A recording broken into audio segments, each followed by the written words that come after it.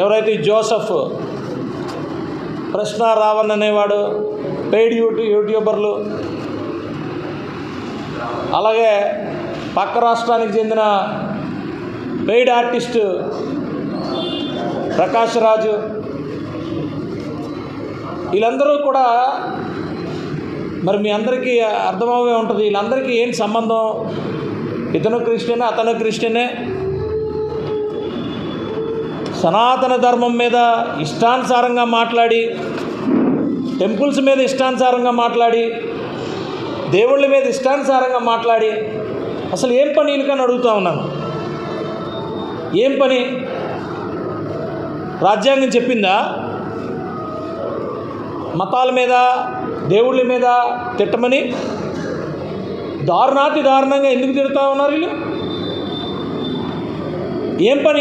అంత పర్సనల్ పని ఏంటో ఏమొచ్చింది వీళ్ళకి? అంత కష్టం ఏమొచ్చింది? అంత పర్సనల్ ఇష్యూ ఏమొచ్చింది వీళ్ళకి? ఇది కుట్ర కాకపోతే ఇంకేంటని నేను అడుగుతా ఉన్నాను. వీళ్ళందరికీ ఎక్కడి నుంచి పేమెంట్లు వస్తున్నాయి? ఏలూరులో దళిత క్రిస్టియన్ శంకారావం అని పెట్టి జాడాశ్రవను మీరు ఆ రోజు చూసే ఉంటారు.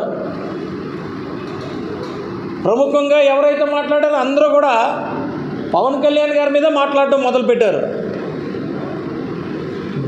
దళిత క్రిస్టియన్లని మాట్లాడినప్పుడు వాళ్ళ బాగోగుల గురించి కానీ, వాళ్ళకి ఏమైనా ఉన్న కష్టాల గురించి కానీ, వాళ్ళ గురించి మాట్లాడాలి. కానీ